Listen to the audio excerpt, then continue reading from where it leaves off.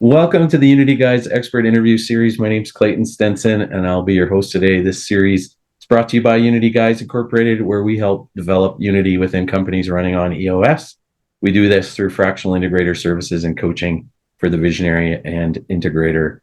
And the reason I started this interview series is that I've met some pretty amazing and passionate people in recent years, and the conversations that we've had have been valuable to me, and I thought I should share them with other people to add value to them as well. So today's guest is John Raduca. John is the founder of Playbook Builder. And Playbook Builder is a revolutionary knowledge management tool that helps drive higher results in your organization by supporting a continuous learning culture. And John is all about process. So welcome, John. Hey, glad to be here with you. Great to have you. So tell us a little bit about your journey. I know you have 25 years, I think, of experience. So tell us a little bit about your story. Yeah, I thank you for that setup. It's a fun background. I feel truly blessed that I got put in the path that I was on. I feel like I sort of stumbled into some really neat opportunities, and they were off the beaten path a little bit, so led to some different kinds of conclusions. I was a West Coast kid, went up to the Bay Area and built a .com up there. Had absolutely no idea what I was doing. It was the 90s. I think everybody was doing that. So in 93, a buddy of mine built an entertainment web portal for the city of San Francisco. And that was my first dip into the pool. And I didn't really think of myself as an entrepreneur. I didn't have aspirations. We just saw an opportunity, and it just felt like a low barrier to entry. No one was really doing that.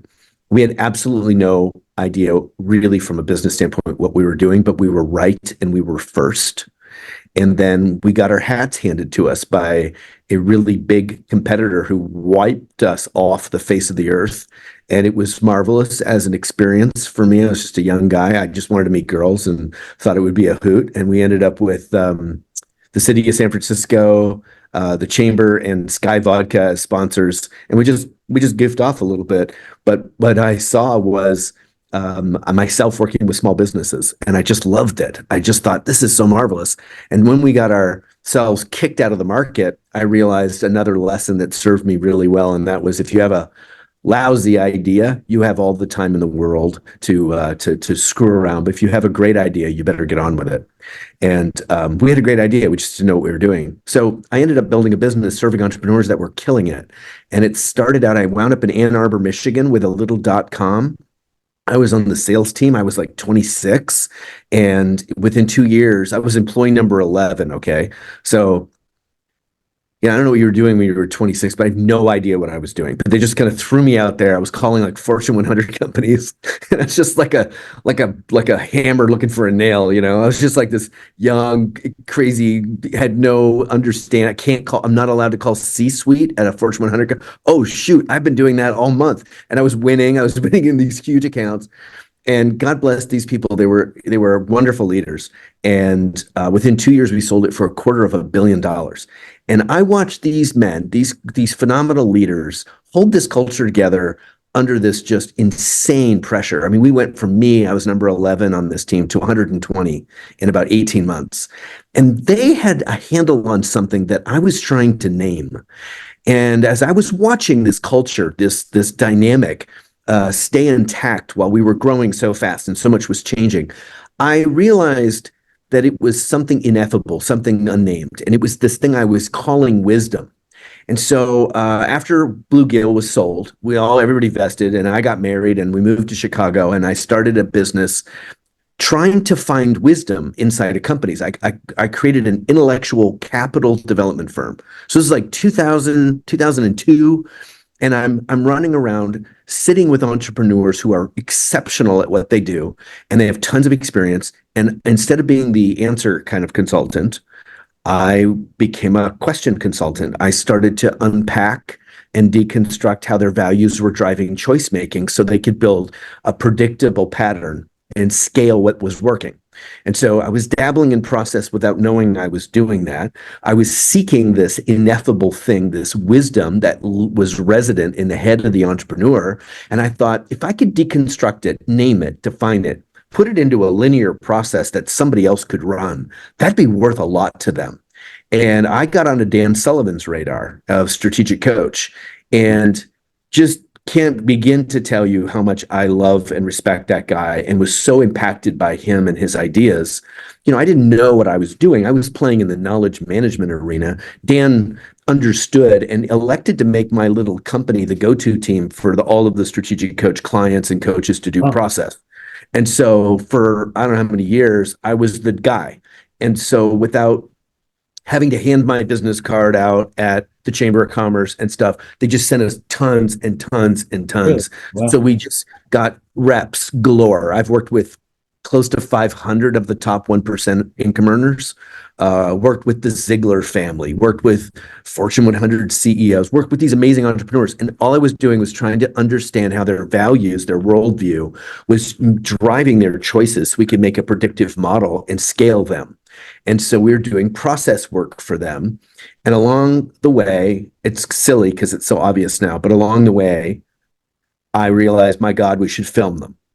I'm Gen X. I'm like a knucklehead. I'm interviewing like some master of the universe. And I'm like, that was really good. Can you say that again? And I'm writing stuff down, thought, oh my God, if we film them and we get the stories and we get the why, and we couple it with the how, you have a complete operating system of this person's gift, their wisdom, their genius, and how it expresses.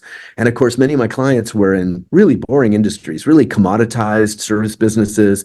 Differentiation was very scarce. And it was the subtleties of that insight, that wisdom, that spark of genius in that entrepreneur that made them successful. So you got a 1%er, they're making an extra zero on their income statement than just about anybody in the industry.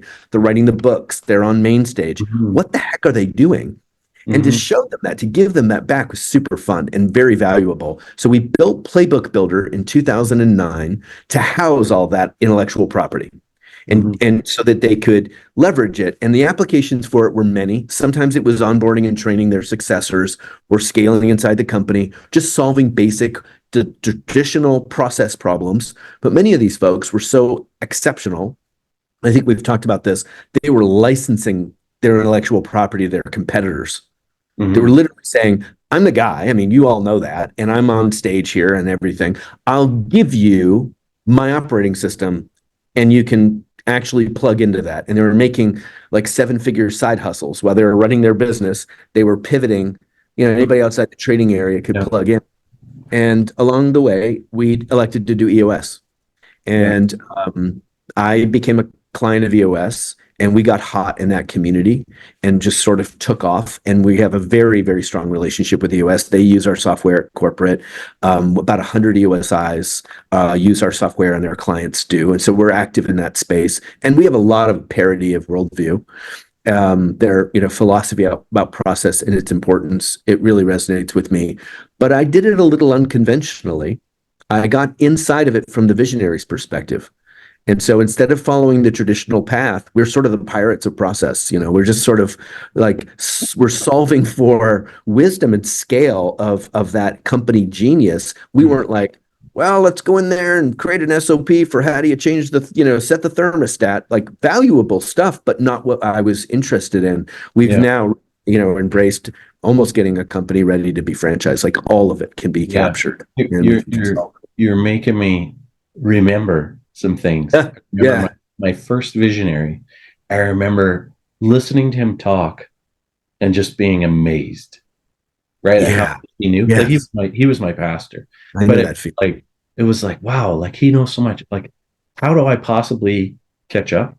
You know what I mean? Like, how do I possibly learn it? I worked there for 7 years, but I can see the wisdom in mining the wisdom, right? Yeah. Like, because it was the same thing. The next visionary I went on to, it's like now it's a construction company and it's the same thing. I'm like, wow, like Roger, you know so much, right? But how do you get it out of the Yeah. head and into a some kind of format that can be used by other people?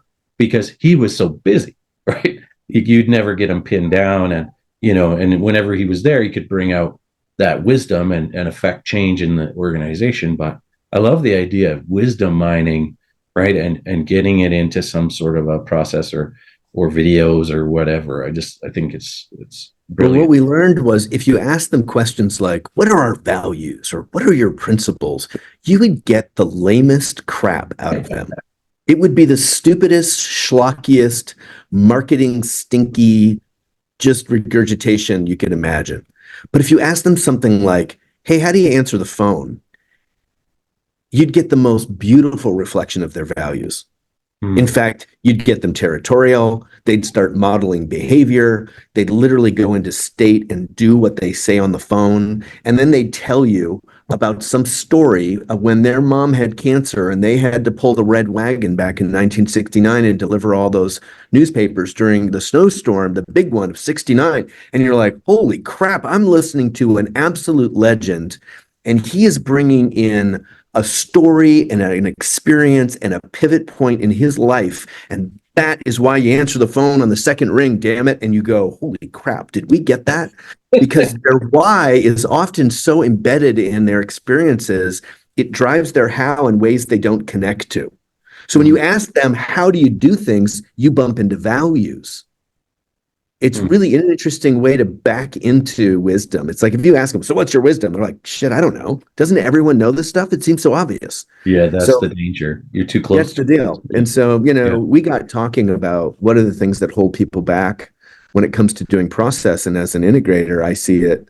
I'm not an integrator, but talking to so many, I see it so prevalently. It's actually tapping so much of what I recognize as missing from the conversation about process is that if visionaries can get a wind of what it can do for them, they become your biggest asset and ally. Mm. And very often they think of process as like doing homework. Like, oh yeah, I'll be super excited to do that. It's like the last thing on my list. And Mhm. part of it is I don't think they understand the applications of it. And Mhm. part of it is the process of doing process is often super confusing and irritating. And they look at it as something that other people should be doing, not them. Mhm. You Mhm. know? But it's not just, and correct me if I'm wrong, it's not just the visionary there that you can interview and draw No, passion no. and these stories out of. Like, tell us some other examples of So I people. have a model that we've been talking about for a long time, since about 2012. We call it a wisdom driven enterprise. And if most organizations, if you imagine this in your mind while I'm talking, the typical model is top down. It's like a pyramid. You've got the entrepreneur at the top, they're calling the plays like a quarterback, and everybody just dutifully does them. And this model is what we all inherited. It came to prominence around the 1870s and 80s or 60s and 70s when the railroad companies were spanning the West. They needed a model because nobody had ever managed that much geography or personnel, like tens of thousands of employees.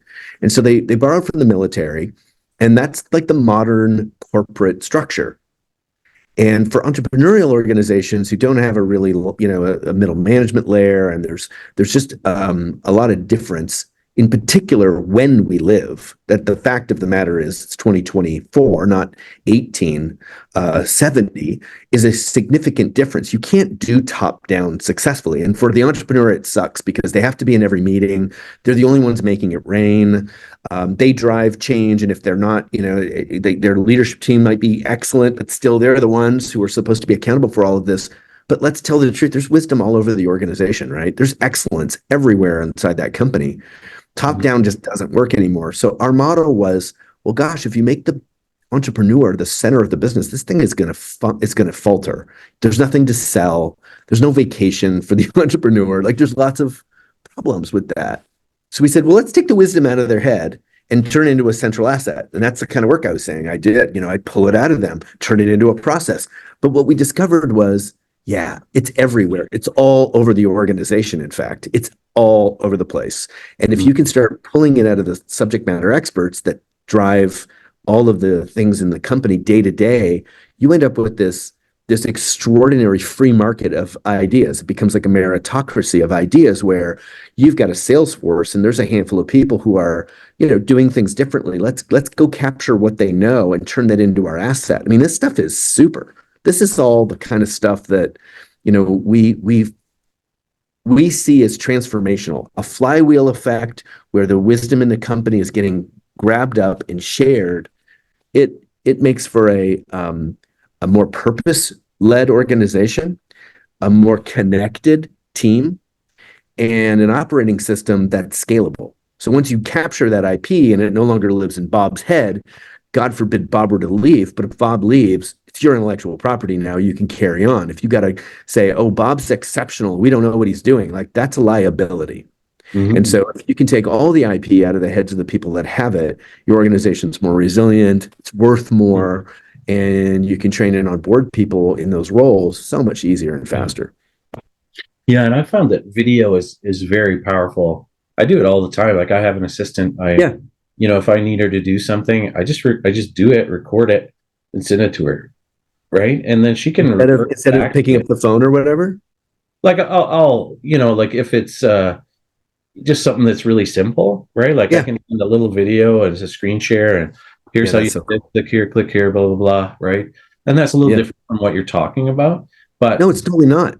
It's not at similar, all. right? I Because mean, then think she about it. watches Like it. now you own that. Now, if you're, God forbid, you lose your assistant, if you own that video now, Yeah, it's not like you taught her and she's now the only one in the company that knows how to do it. Now, somebody could fill in for her if she's on vacation. yeah, If you needed two of her, you could train the next person super fast. Or if you lose her, you're not starting at like, now, what did I tell that person one time back in yeah, 2000? yeah, yeah, Yeah. No, it's yeah. awesome. And Yeah, she that's always cool. loves it. She's always like, "Oh, thank you. That's so Yeah. helpful." Right? Yeah. So If she's a high fact finder, she can watch it twice. yeah, exactly. Like if Yeah. she forgets or she's uncertain, she can refer back Yeah, I to it. love that. That's smart. But so Got a heart not just for process, but for small business.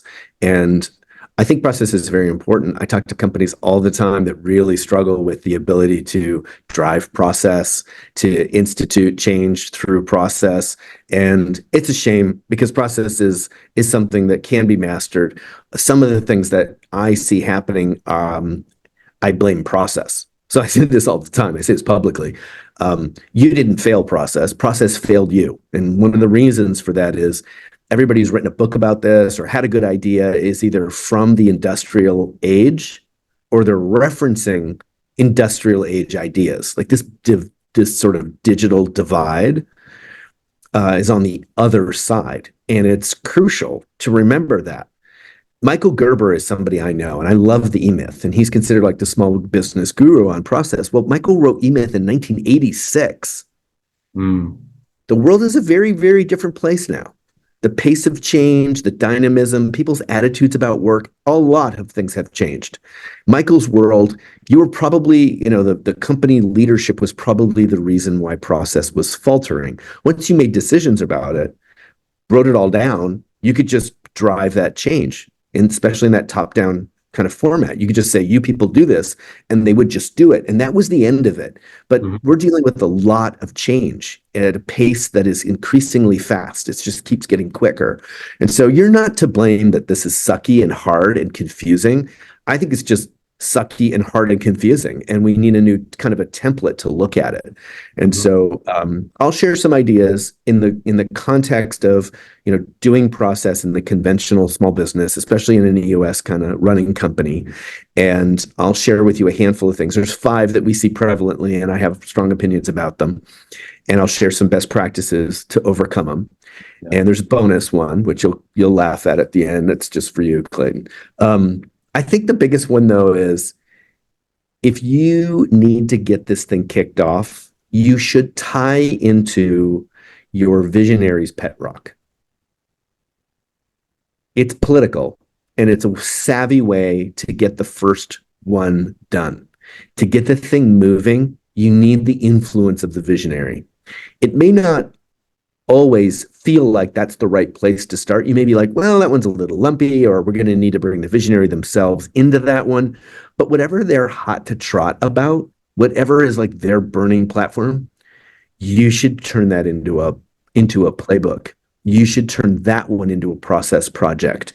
Your first rock should be their focus because you'll get their energy and their resources and their time. You'll get their bully pulpit. And if you can connect the dots that you can help them get there faster or make it permanent or help it to be scalable or whatever it is that they're excited about, if you can attach process to it, which you probably can, you'll get the full force of their influence. right. Then you get their buy-in, and yeah, that's brilliant. It's Very simple. often, I think process is sort of like, oh, yeah, you guys go work on process. I'm going to be putting out a fire over here. And I would say, no, no, no, no. You should find that fire and attach to it. Hmm, hmm. That's Does that it. make sense? I mean, you know what I'm getting at? Yeah, Yeah, it makes sense to me. I don't know if it makes sense to everybody else, but it makes sense to Yeah, me. I think sometimes process gets relegated to the important but not urgent category. And Yeah. that's the dead letter office for a small business going through a lot of change. It's like you'll never get to those important items. You've got to attach process to urgent. Hmm. Whatever, when you're attacking, especially to get a foothold, it should be something that everyone considers to be urgent as well as important. Does that Yeah, make sense?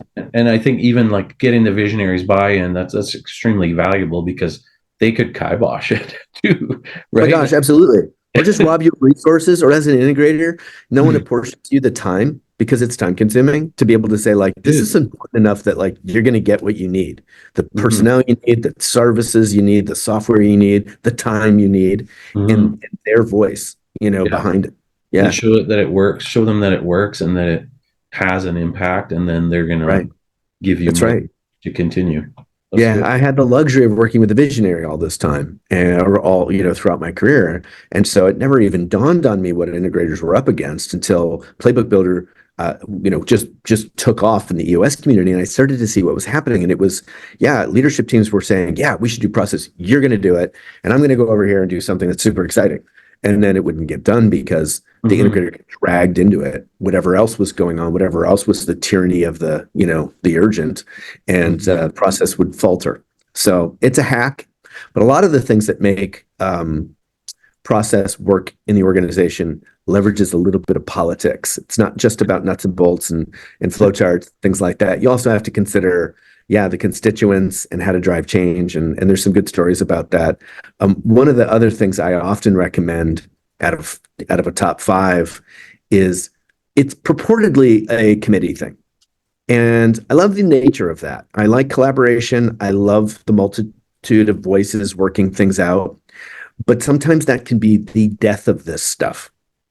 And sometimes just wrangling schedules and getting everyone's voice and paying homage to Bob, who's been with the company for an hour, or Bill, who never seems to make any sense or land the plane, but he's got to talk. Like sometimes that's the death of this stuff. It's just too taxing and time consuming and doesn't always feel productive. And so, as someone who has had to herd cats and drive outcomes, my personal preference is the very first thing you have to do is pick the right subject matter expert and do a rip through of the thing just with them.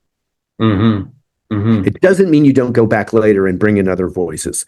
You should Yeah. be looking at, if it's a linear process and you're just plucking a piece of it, who's the preceding team?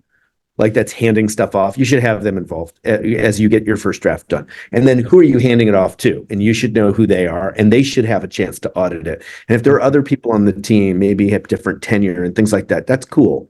But what Yeah. we found was, especially because our software exploits video so much, is if we pick an SME and we get them in a room and we really harvest the how and the why out of them, that first draft is usually uncontested if we pick the SME properly. Mm. And so I'm not suggesting you do it in a closed room and then you try to launch it that way. That's, of course, a stupid move politically. On the other hand, yeah, it'll take forever sometimes to bring Bob in from Idaho and Yeah. Jim's over There's too many, time zone. Yeah, too some of many these things boys. just There's just like a leadership team of 12 people. Like, good luck. it'll be the death of it. And it's funny. I mean, every single voice you add is one more person who feels the need to talk. Yeah. Yeah. And I don't diminish the idea of getting lively collaboration, but you'll be surprised how much more productive the conversation is when a first draft is up on the board for people to respond to Yeah. And instead then of 2 hours just, of haggling over step one. Yeah. yeah, you're just tweaking and adjusting, and Yep. it's good.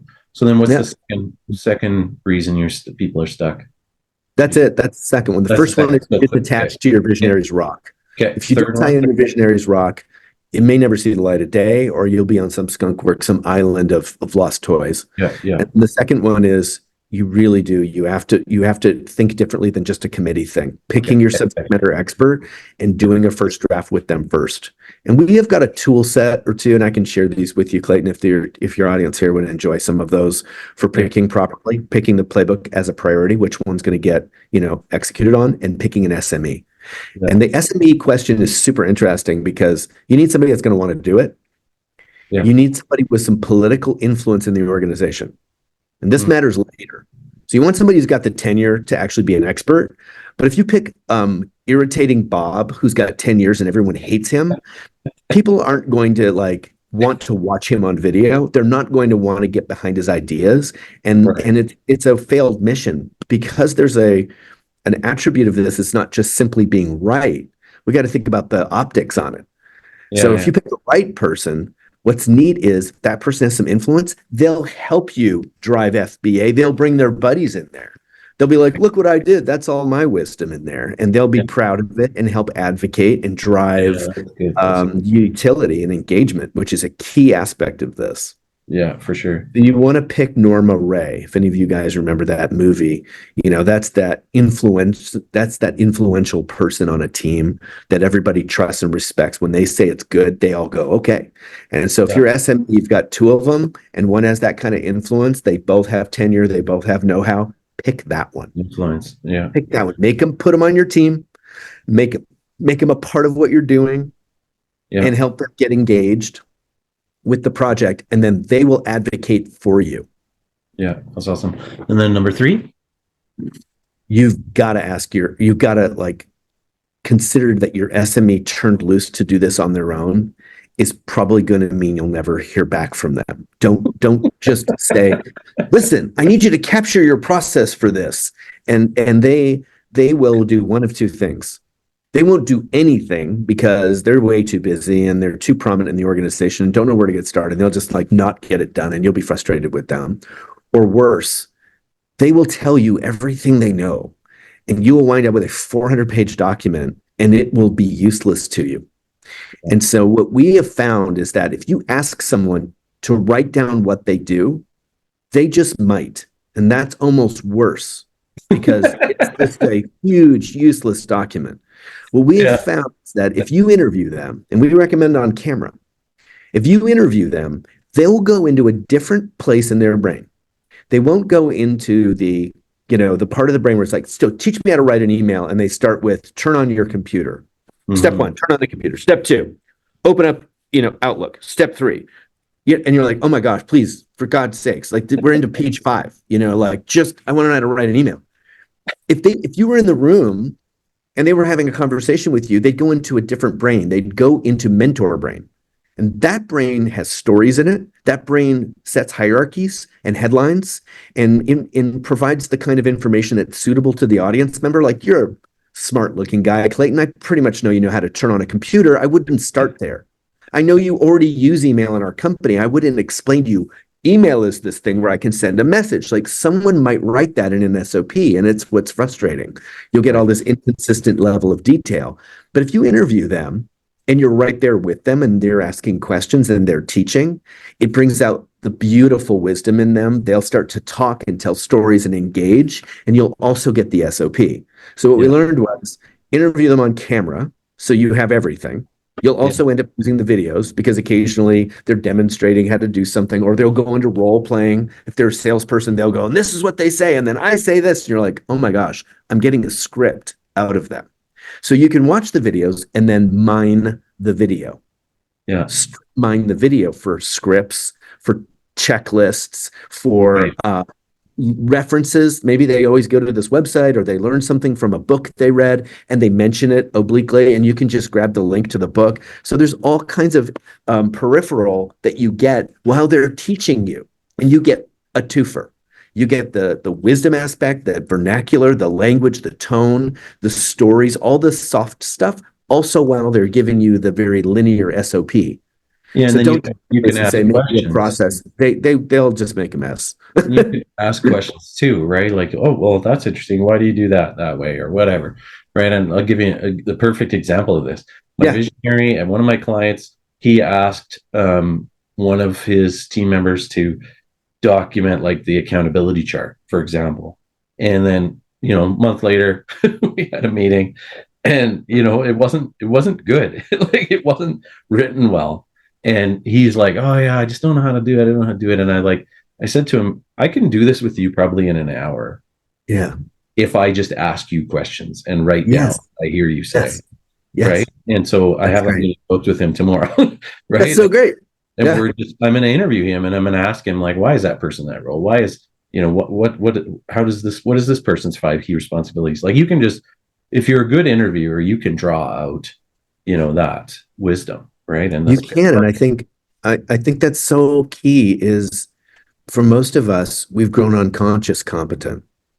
We've so normalized what we do. And for the people that I was working with, they were normalizing kind of a genius, but had taken it for granted because they fancied themselves normal people. Average Joe becomes a multimillionaire and just looks at the new hire and goes, I don't understand why he doesn't get it. It's because you've been practicing for 30 years, Bob, and you're kind of a weirdo and you're a little bit of a genius. And by the way, your dad did this. So you had like, you were born on third base and you kind of knew the industry before you got started. Like there's all this stuff that they go, oh yeah, I guess that's kind of true. But when they're yeah. talking and you're engaging them, they think of things they hadn't thought of sometimes. So Mhm. it was easy for me. I could just play dumb, and it was easy because I was just ignorant. I just asked them the stupidest questions and they'd have to go, yeah, I've never had to question that. Like, of course you don't do that. The whole place will catch on fire. Like, Yeah. oh, I don't know. And then they'd end up telling me another piece of the equation.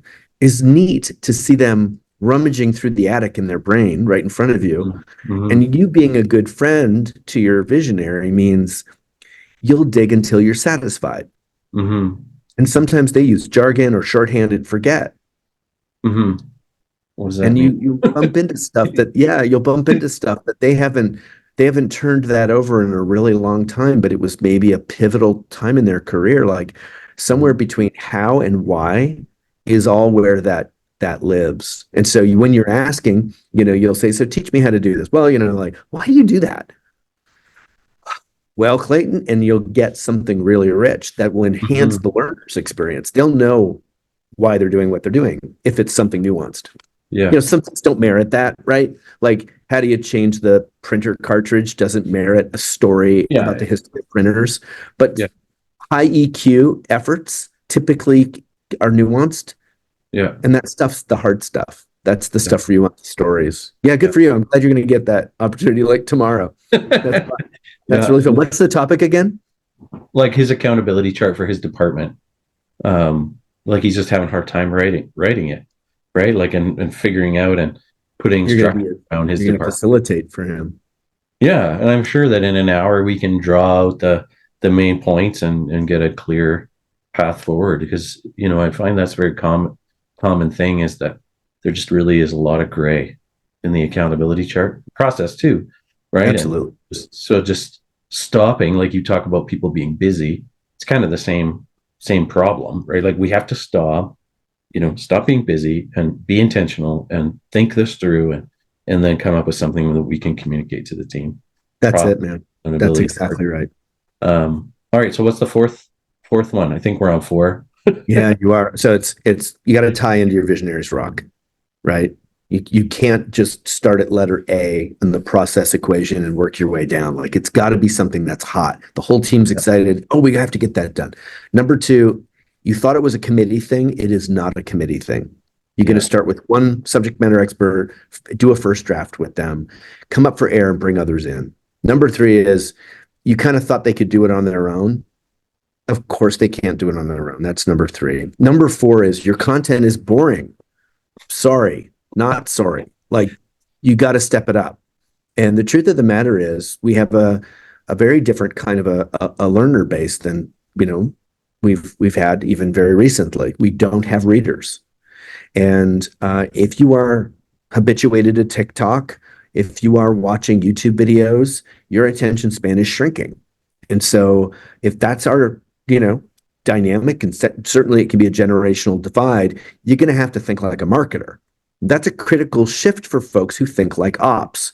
We call it the learner's mind. You've got to really kind of think about it from that perspective. There's a zone, like a fulcrum, between the ops mindset, which is accuracy, right, and completeness, versus a marketer's mind, which is hierarchies and splash. Like it's got to look exciting and interesting. If it's just a Word document with SOPs on it, it's true. Someone will read it once, but they won't go diving into that ever No. again. They may never remember it. And so what we want is an engaging experience for them. And so get creative, get some SME to tell a story about the one time they did it wrong and lit the whole building on fire that one time. Trust me, people will remember that story. Put an Mhm. image in there, get creative. What you oughtn't consider is that you don't have any readers at all. So I would say, no, that's not true. You will have readers. You'll have high fact finders who want the document and it should be complete, but it is not everyone. And Mhm. typically what you'll find is birds of a feather flock together. So the sales department are probably not often readers. Mhm. The engineering group are, or whatever. And so, you'll find that there's rhythms and dynamics in different departments that orient around maybe a Colby profile. And you should Mhm. consider that, but you got to be savvy. It's like being a marketer. When you do a website, do you write everything that you know about the company on a website? No. We used to do that back in the old days, right? The first websites, they were kind of like that, like a walking, talking brochure. Aren't they getting lighter and more visual now? Yeah. Yeah, and their You're stories, going to want to think that story way. focused. I'm sorry, I interrupted you. They're, What was that? they're story focused now. Story focused. That's right. That's why we Yeah. like video, because you can Yeah. do the how and the why right in the same breath. You can have Yeah. a 2 or 3 minute video that explains why you should do this and the one time you got it wrong, and that's why I only have 4 fingers. I'll never Mhm. forget not to do that with the piece of equipment ever again.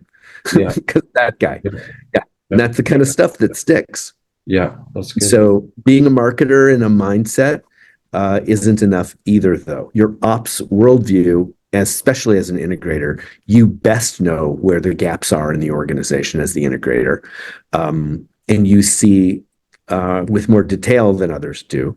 And so, or not others, but certainly you have a superior position to see about the treetops, but also can get right down into the nitty gritty. That's a perfect balance. And so that's what we'd like to see. Just don't forget you are competing with YouTube. That's all. Once that's accomplished, typically we see, our playbook content, it jumps in its polish and in its packaging because we are competing. We are literally competing for the eyeballs of our learners. Mhm. And that's one of the things that folks falter. So that's number 4. So grab your Visionaries rock. Make sure you're tied into something that's super urgent. Number 2 is it's not a committee thing. Don't try to pull that off. Bring people in after the first draft. Number 3, don't turn an SME loose to do it on their own. Interview them. They'll think of things they otherwise wouldn't think of when interviewed. Number 4, make your stuff sexy. You think of it like learning is marketing. Just everything is now. So think of it that way. You can do deep dives, but think of it also having to have a certain appeal. And the last one is the most ironic because we fell into it too. When we first built Playbook Builder, we just thought it's in the cloud. Ta-da! Everyone will find it. Ta-da! Look, it's got a video and you can have attachments. Isn't that great? And isn't that going to solve your problem? And I was running around like a $20,000 a day, management consultant for the top 1%. And trust me, brother, not getting it done was pretty hard. That's an expensive oops. We Yeah. thought everybody can get access to this though. Yeah. And it was if you build it, they will come, right?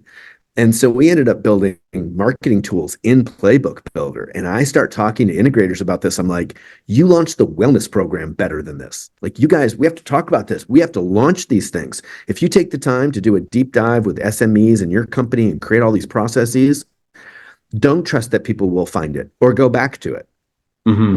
We ended up building, I've shown you this before, like you can build drip emails in Playbook Builder and text users with links to the content and schedule that all out and automate all, just like a marketing software.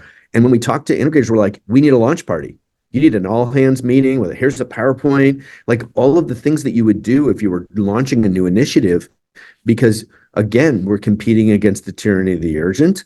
And if we don't get FBA, it's a failed mission. It's not about documentation. There's no ROI on writing everything down unless the company is like dealing with a flood scenario or everyone leaves on a Wednesday and you got to retool the company. It's cool. You've documented everything, but you Yeah. get the benefit of documentation every week if people are in there and they're tuning Mhm. up their best practices, learning from their peers, and you're gathering innovations out in the field and then teaching everyone the new way of doing things. If your business is dynamic and it's changing and evolving, there's probably lots of change going on, and you're constantly having to retool with changes. Some areas of the business are probably stable, some are going through some upsets, right? Mhm. Well, what a shame if your documentations for processes are a year old. Mhm. That's what happened. That's the death of this stuff. And this Mhm. is what happens typically.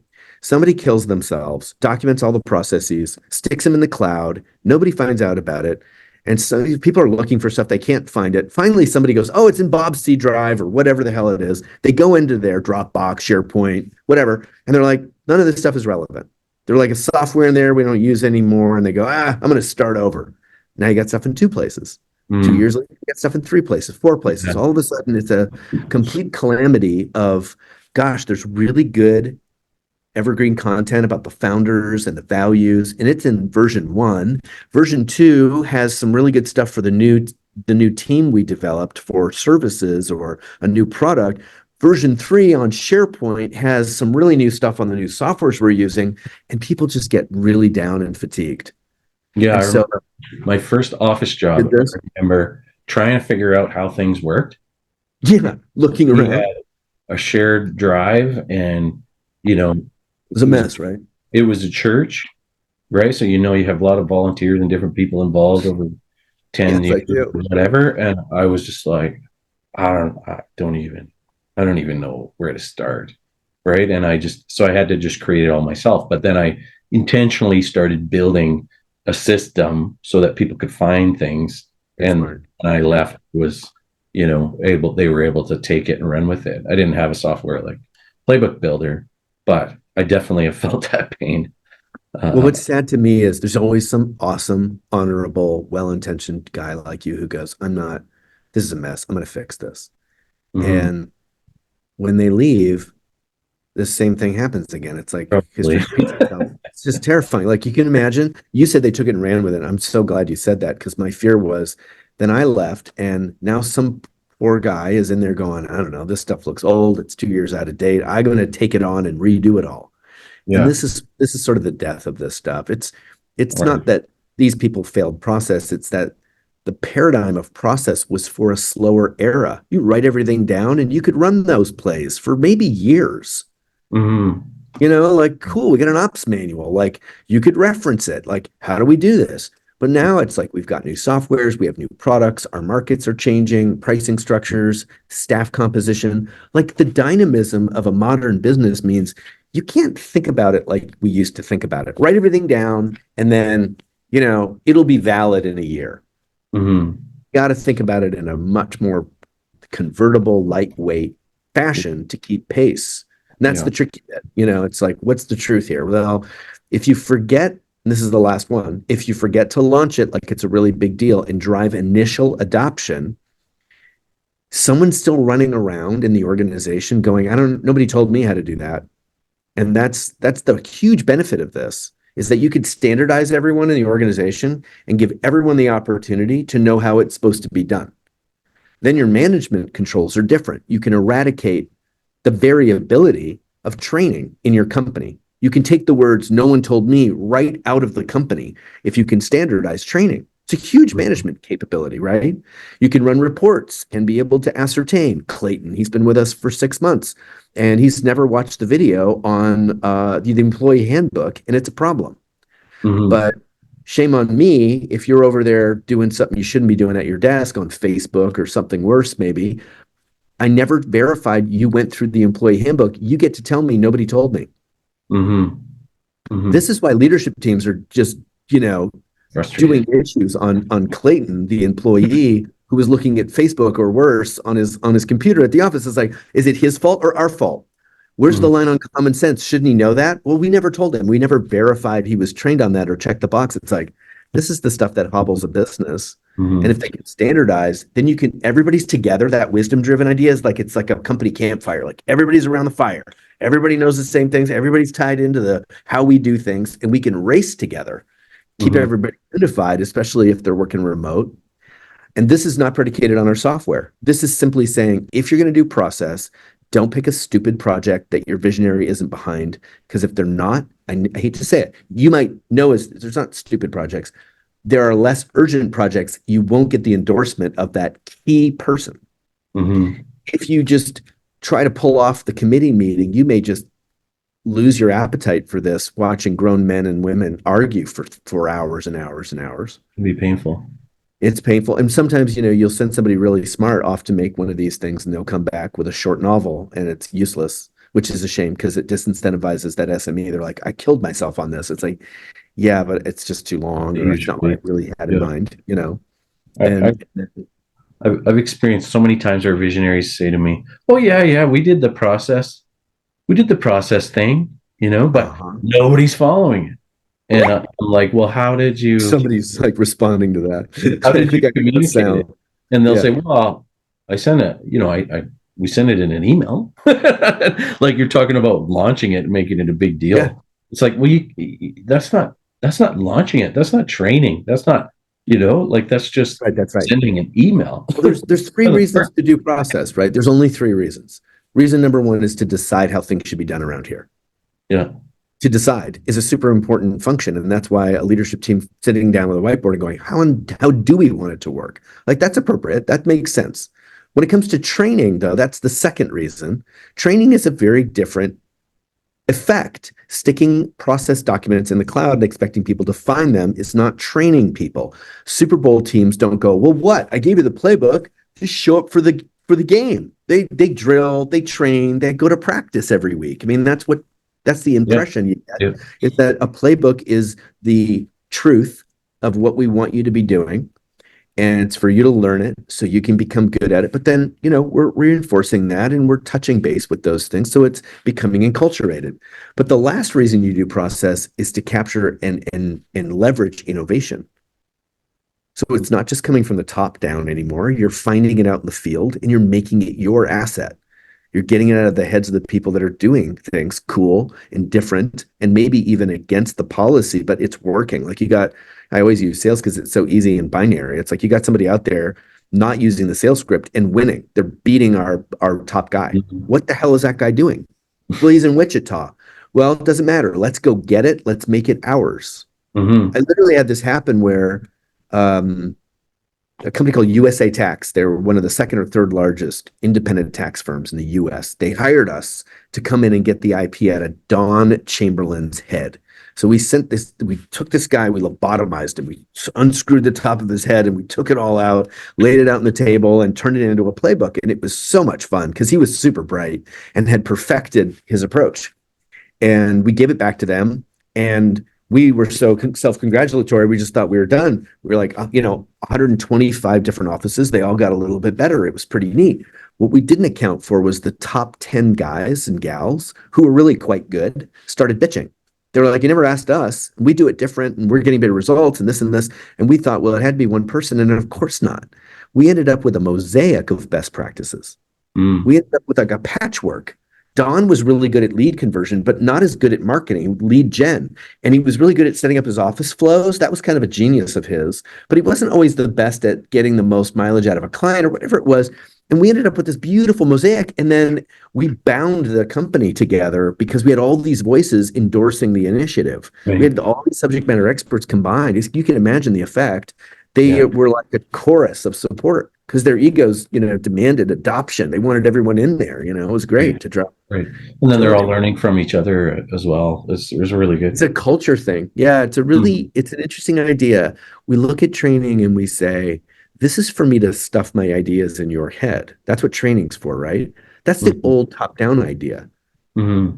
The new context of it is everyone can connect to purpose and contribute and share their bit of wisdom. Not everyone, but people can be showcased in your organization as SMEs. And boy, does it bind them to the organization. And when I, as a brand new employee, see that I'm going to be trained by someone inside the company who's been there for a long time, it's so much more trustable.